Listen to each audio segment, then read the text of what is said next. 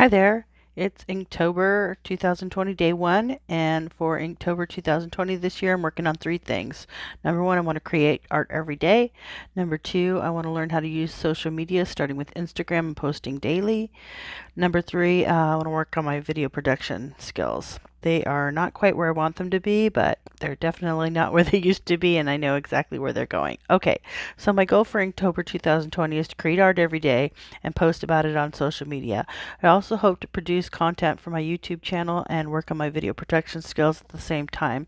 Today is Inktober day one, and the prompt is fish. So I decided to paint a fish in a fishbowl. I decided to utilize some past artwork that I have around as an underpainting and explore some negative painting and see what happens.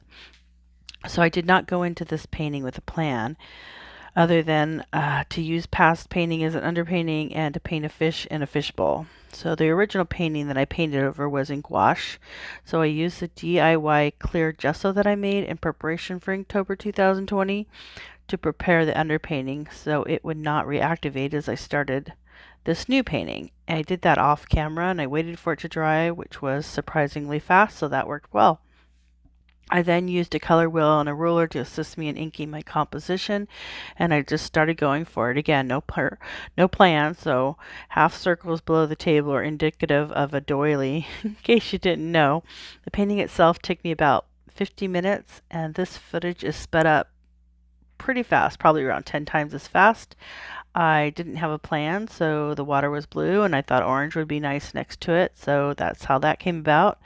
And I'm always trying to up the excitement in my painting by utilizing contrasting colors and contrasting tonal values, but I never feel like it is where I want it to be in terms of what I was hoping for. But oh well, I'm gonna try again tomorrow.